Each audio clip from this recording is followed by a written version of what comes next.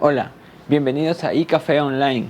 Muchas gracias por estar con nosotros. Esperamos de que cada canción, cada palabra que puedas escuchar sea de mucha bendición para tu vida. Recuerda que puedes escribirnos y interactuar con nosotros a través de los comentarios. De nuevo, muchas gracias por estar con nosotros y esperamos que lo disfrutes.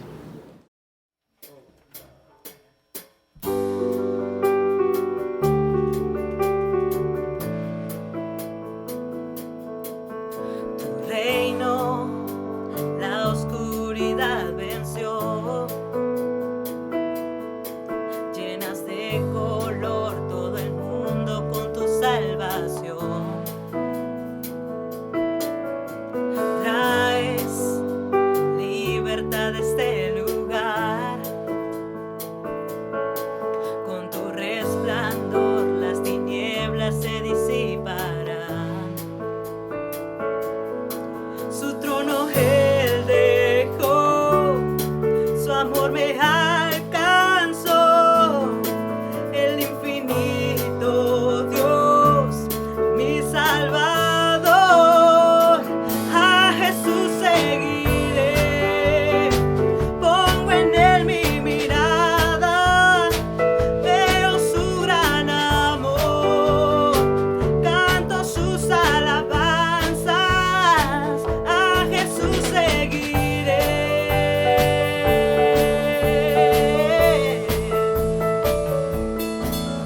Tu reino en la tierra se verá.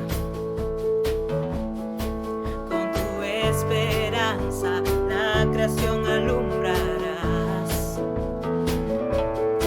Para siempre vives en mi corazón.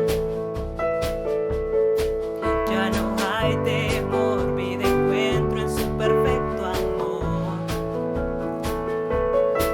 Su trono él dejó, su amor me alcanzó, el infinito Dios, mi Salvador.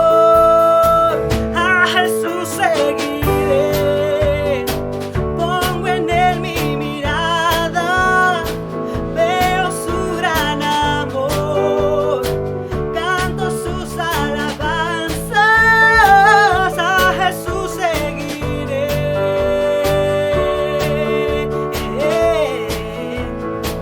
A Jesús seguiré.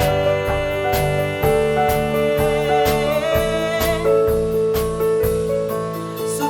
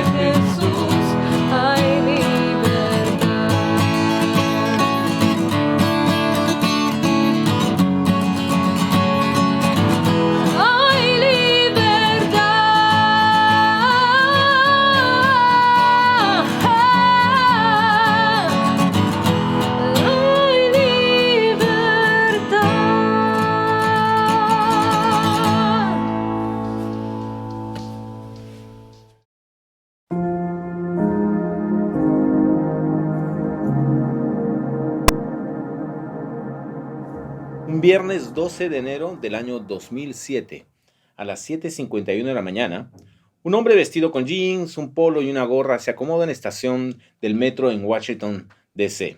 Saca un antiguo violín y por 43 minutos empieza a hacer lo que los músicos de la calle hacen todo el tiempo: tocar y esperar no solo que algunos se dignen escucharlo, sino que además le dejen algunas monedas o tal vez billetes. Podría ser una situación común de una estación de metro, de una gran metrópoli. Pero lo diferente de esta historia es que el violinista en cuestión era Joshua Bell, considerado uno de los genios del violín de nuestra época. 3 días antes de pararse en la estación del metro, Joshua Bell había llenado el Symphony Hall de Boston con entradas desde $100. Además, el violín que estaba usando era otra historia. Era un violín construido por el famoso luthier Stradivarius, valorizado en $3.5 millones y considerado uno de los instrumentos musicales más perfectos que existen. 43 minutos tocando sin parar, empezando por la Chacona de Bach, considerada una de las piezas más difíciles para un violinista. Luego seguía el Ave María de Schubert, luego Massenet, seguido de una gabota de Bach, para terminar repitiendo la primera pieza. ¿Qué creen que sucedió? Veamos el video.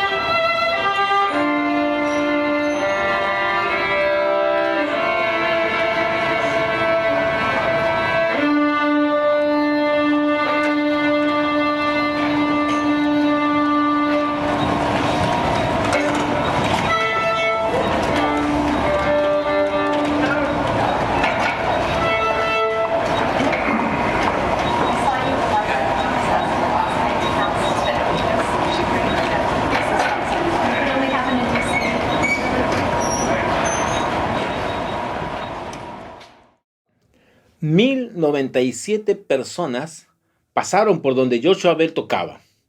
Solo unos pocos se quedaron algunos minutos escuchando.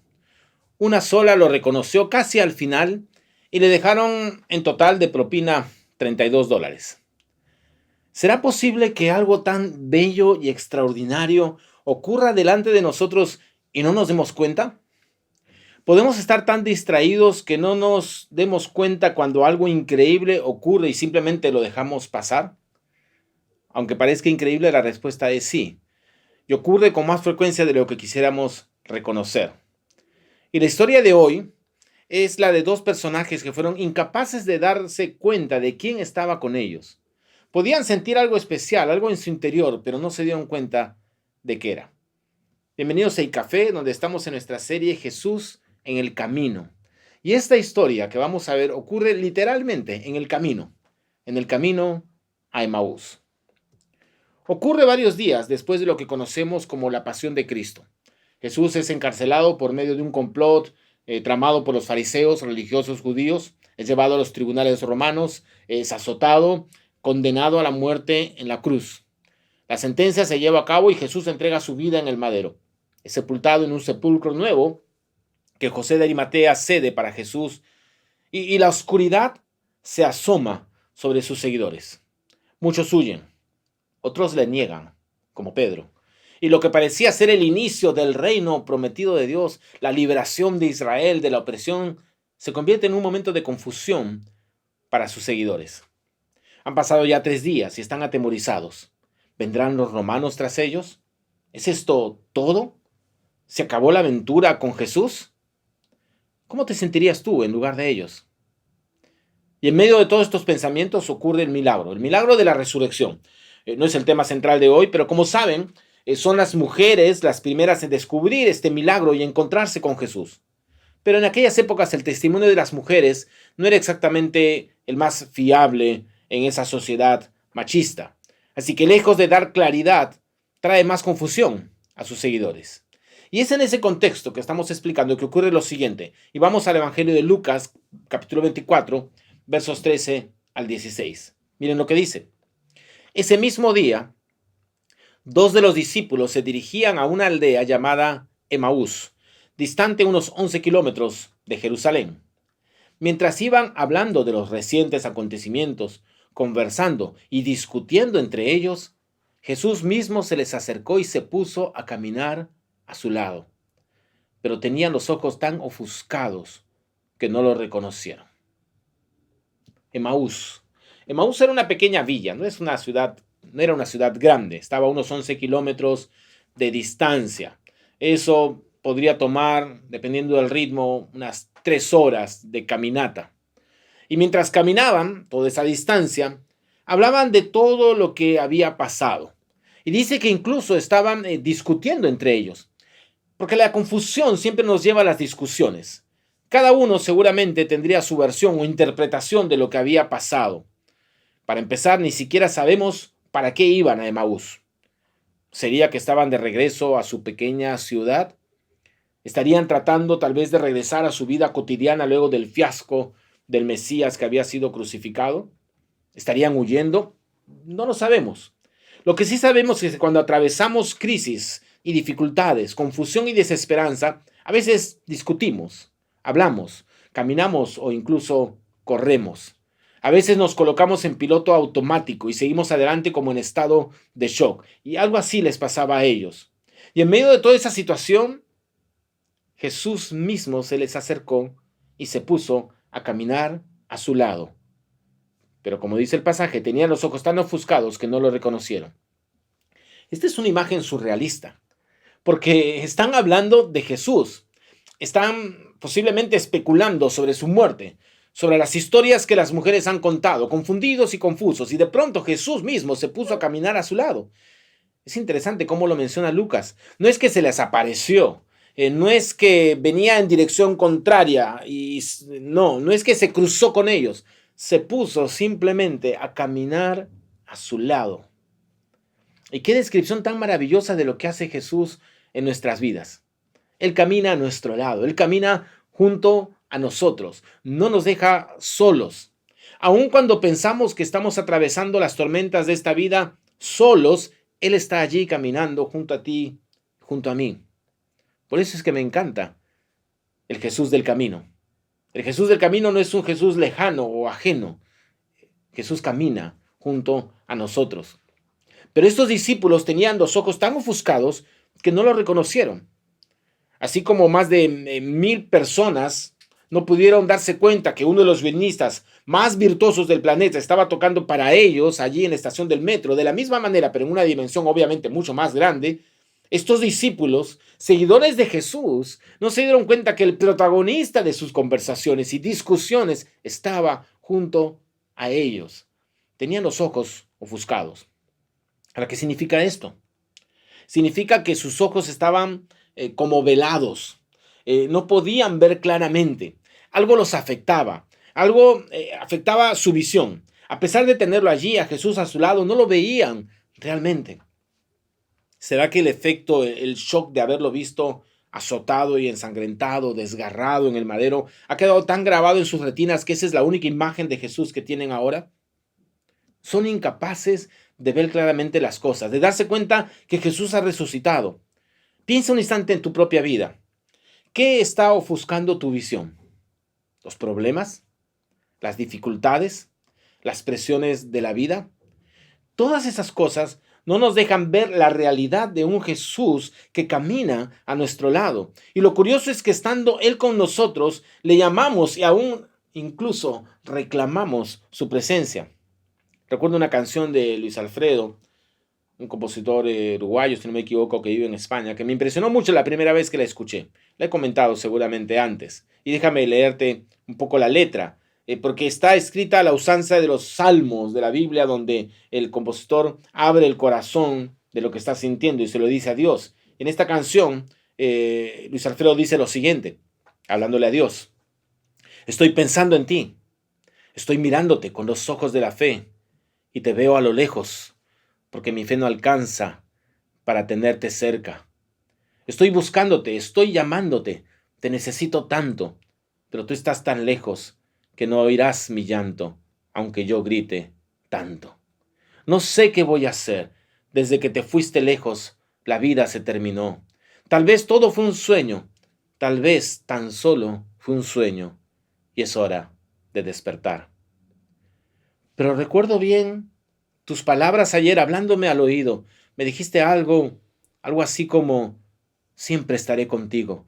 Cuando te sientas solo y te veas perdido y digas ya no hay salida, recuerda que a tu lado, como un fiel amigo, siempre estaré contigo.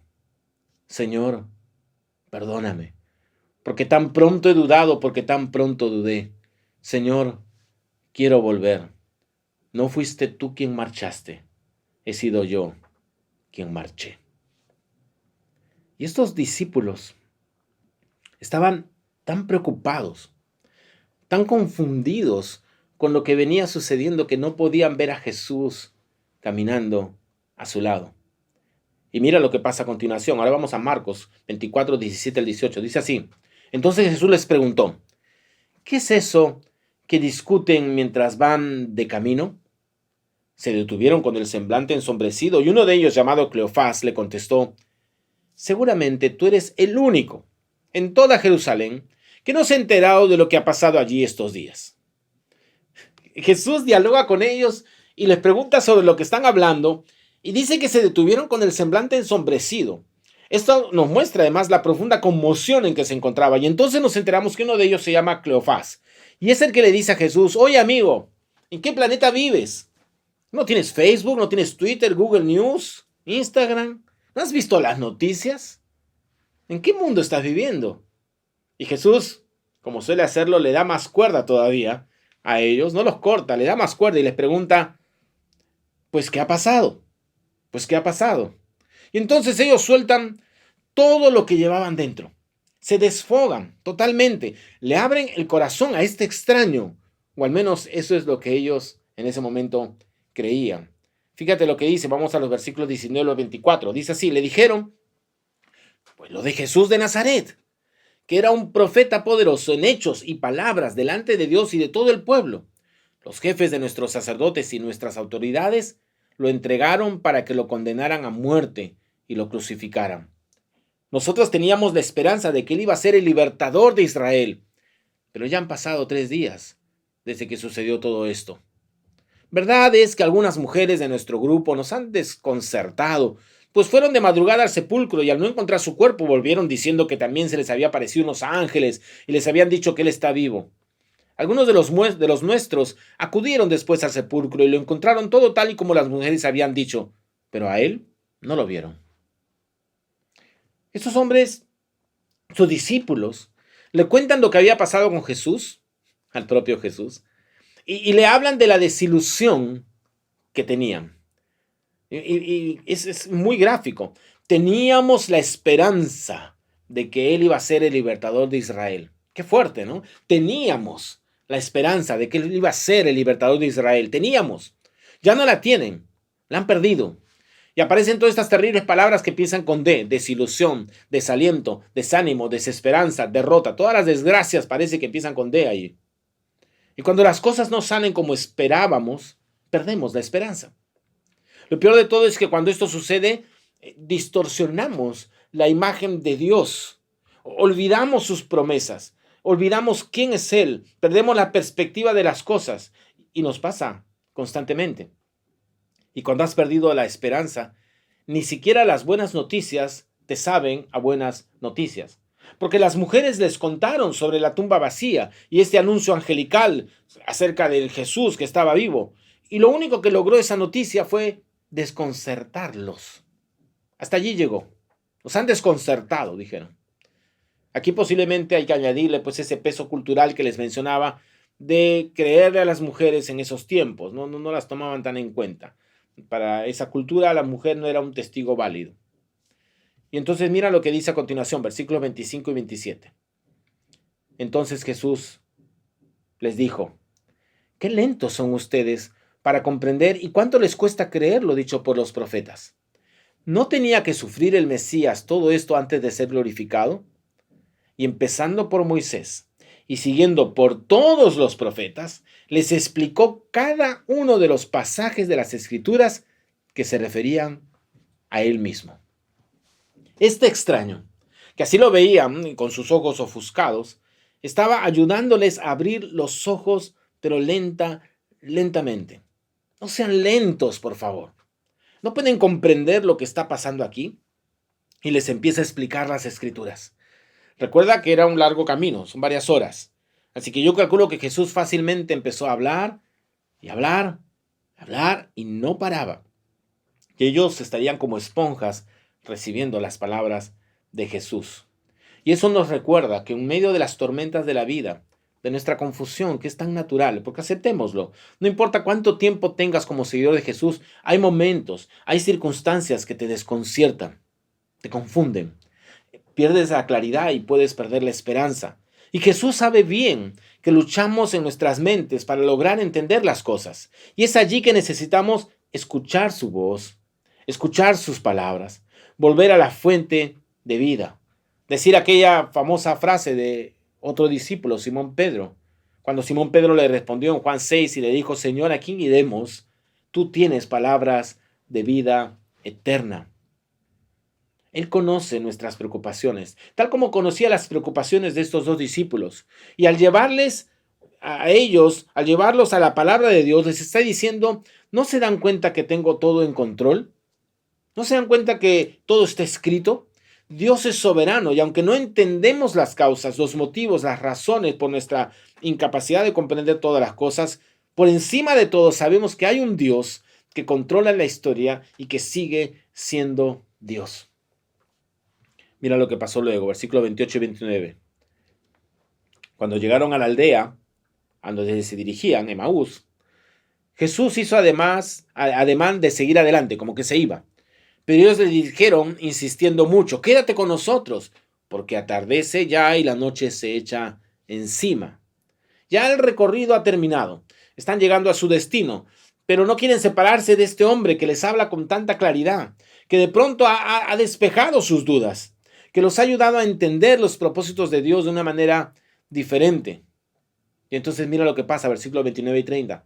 Él entró y se quedó con ellos. Luego, cuando se sentaron juntos a la mesa, Jesús tomó el pan, dio gracias a Dios, lo partió y se lo dio. Lo que está sucediendo aquí es muy significativo. Y lo hemos hablado muchas veces. En la cultura judía, compartir una comida en casa es algo especial. En su libro Destellos de Jesús, de Brennan Manning, encontramos la siguiente cita. Dice así: desafortunadamente, la sociedad occidental ha perdido en gran medida el interés por el significado de compartir una comida.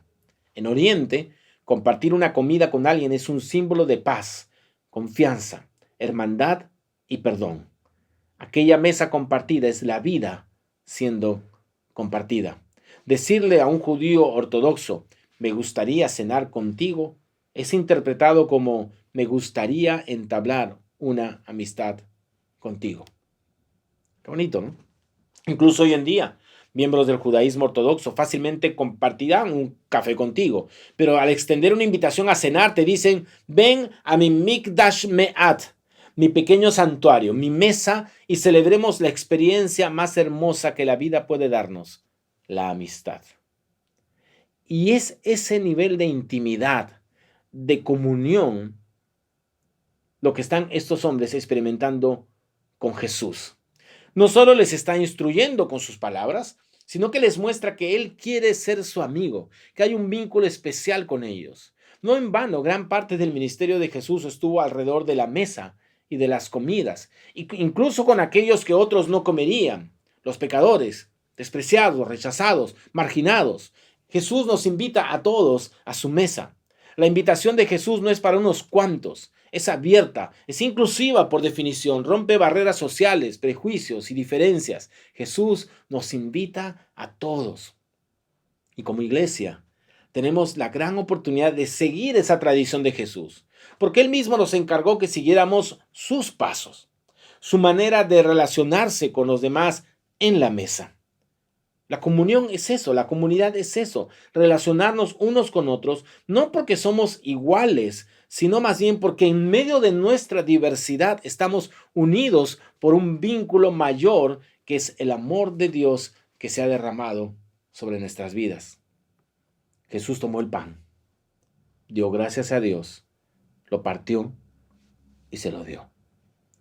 Tal como lo había hecho, ¿recuerdas? En la última cena, diciéndole a sus discípulos y a nosotros en ellos, hagan esto en memoria de mí. Hacedlo en memoria de Jesús. Significa recordar que Él entregó su cuerpo, su sangre, para reconciliarnos con Dios, pero también para reconciliarnos unos con otros. Los discípulos en el camino de Emaús estaban desesperanzados y confundidos, con sus ojos ofuscados, y nosotros de la misma manera podemos estar así hoy. Y Jesús, recuerda, Él camina con nosotros. Nos recuerda sus palabras, nos recuerda sus promesas y se sienta a la mesa con nosotros. Tiene intimidad con nosotros. Es nuestro amigo y quiere que lo recordemos todo el tiempo. Cuando participamos como comunidad de fe en la Santa Cena, la comunión, como se le llama, es exactamente eso. Es recordar que no estamos solos. Jesús está de nuestro lado. Somos parte de una familia, de una comunidad de perdonados, de pecadores perdonados, de infieles bajo el manto de un Dios que es siempre fiel. Así que cada vez que participes de la comunión, recuerda eso. Y recuerda aquel hermoso versículo de Apocalipsis que también tiene una idea muy similar. Apocalipsis 3:20. Dice así: mira, ya estoy a la puerta y llamo. Si alguno oye mi voz y abre la puerta, yo entraré en su casa y cenaré con él y él cenará conmigo. Y recuerda que ese versículo está en el contexto de lo que se llaman los mensajes a las iglesias. Así que eso se dirige también a creyentes, no solamente a los que recién van a conocer. Ese deseo de intimidad que Dios quiere tener con nosotros, no solamente es en un primer momento cuando nos acercamos a Él, sino que tiene que ver con una promesa de estar con nosotros todos los días hasta el fin. Versículo 31-32. Mira lo que sucedió.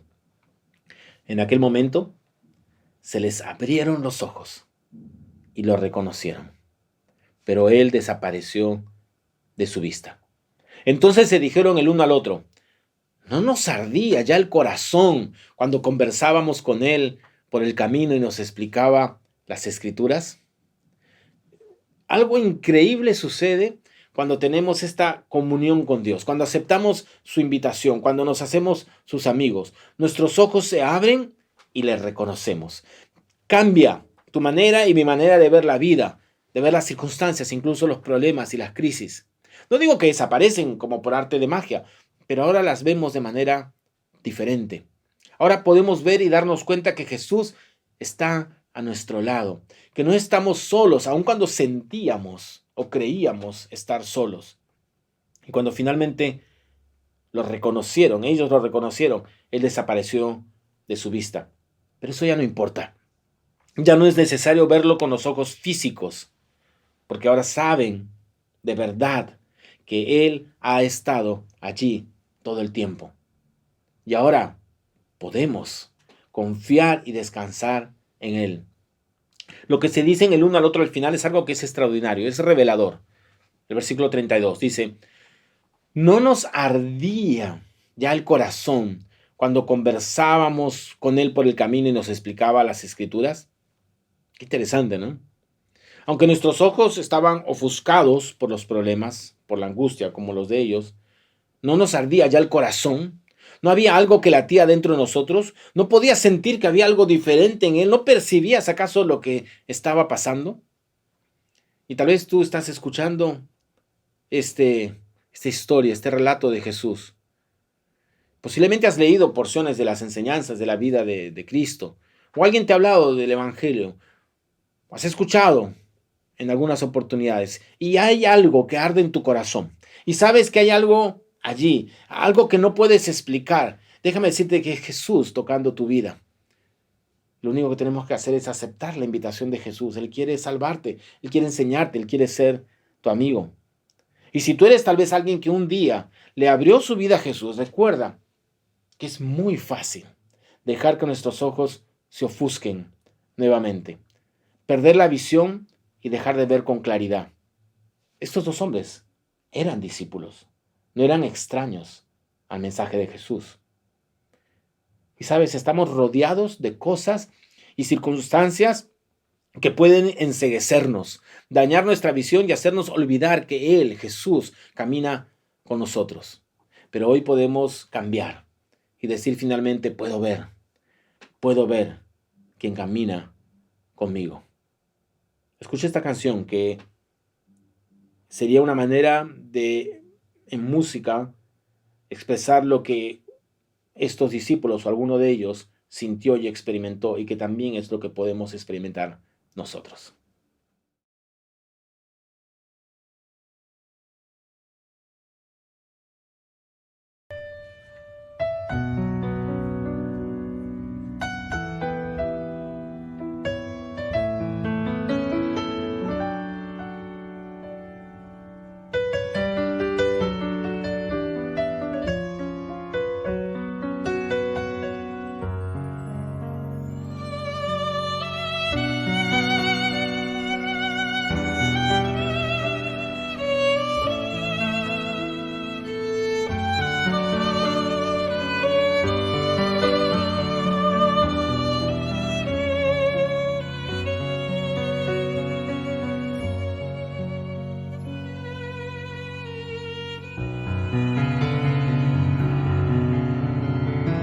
All at once he walked beside me, like he'd been there all along.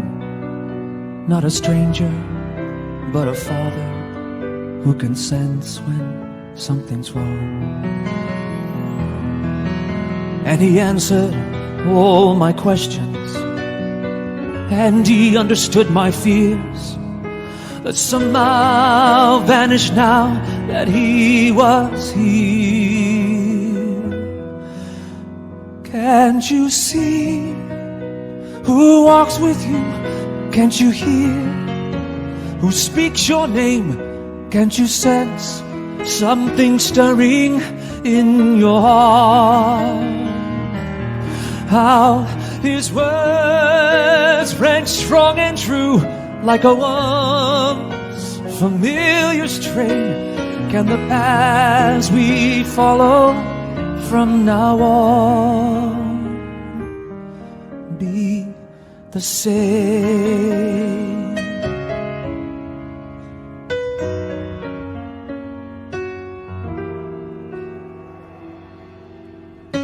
I couldn't bear for him to leave me, so I begged him, please to stay, spend the evening, a few moments before he went his way.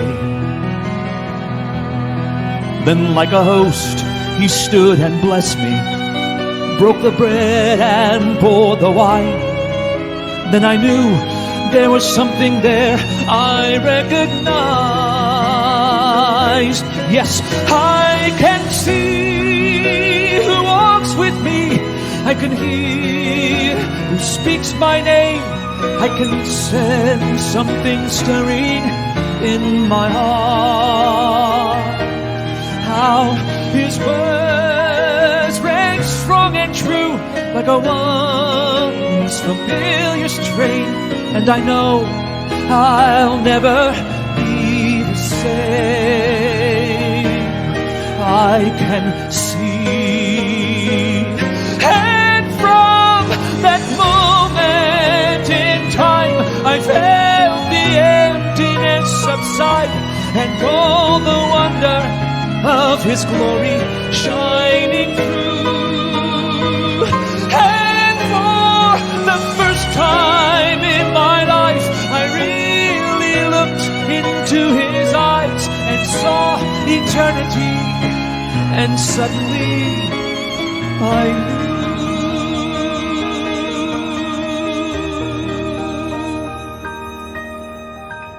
Yes, I can see. I can see he walks with me. I can hear who speaks my name. I can sense something stirring in my heart. How his words still ring strong and true, like a once familiar strain. And I know I'll never be the same.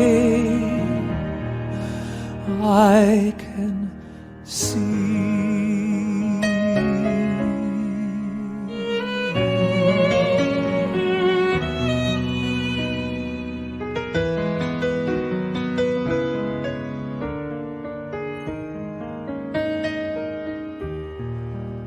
I can see.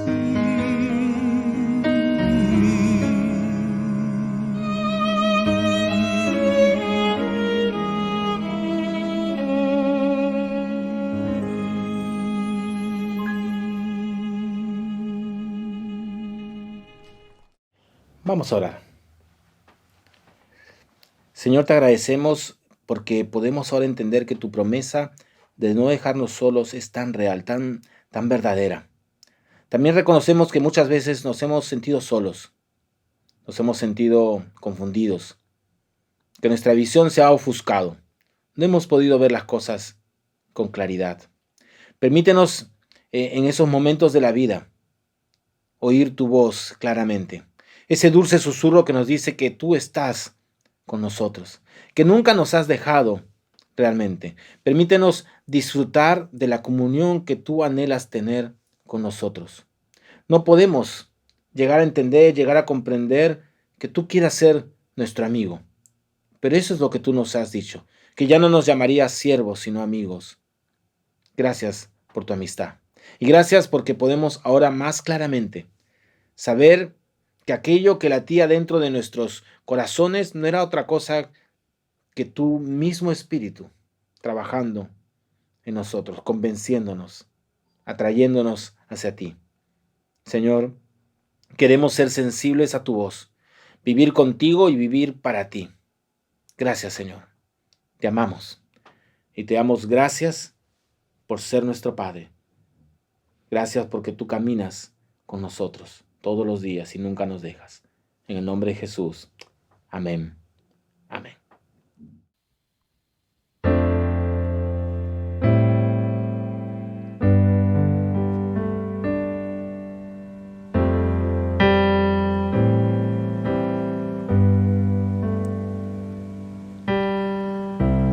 No me mueve el sol, el cielo que me has prometido.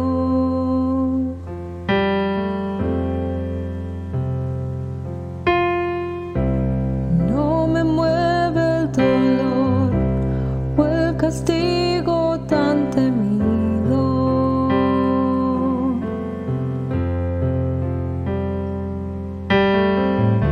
Me mueve el verte en aquella cruz, derramando sangre y perdón. Si estoy vivo es solo por tu amor, no quiero fallar. fallarte más. Dame otra oportunidad.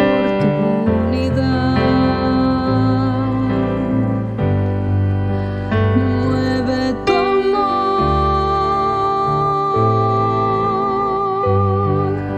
me mueve tu cuerpo humillado y herido, y este clamor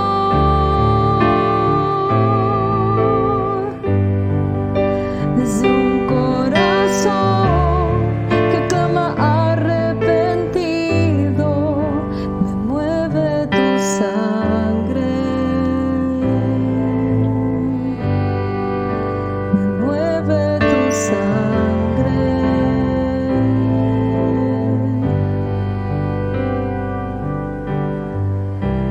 Aunque no hubiese un cielo, como te quiero, te quisiera.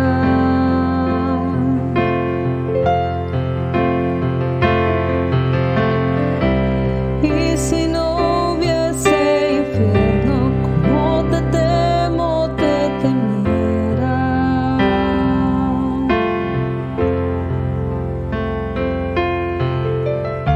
Me mueve verte en aquella cruz, derramando sangre y perdón. Si estoy vivo es solo por tu amor. No quiero fallarte más. Dame otra oportunidad.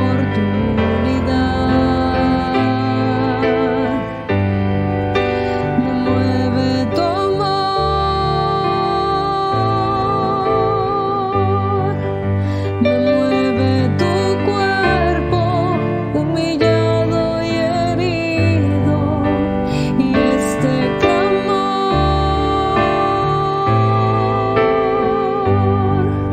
es de un corazón que clama arrepentido. Me mueve tu sangre, me mueve tu sangre.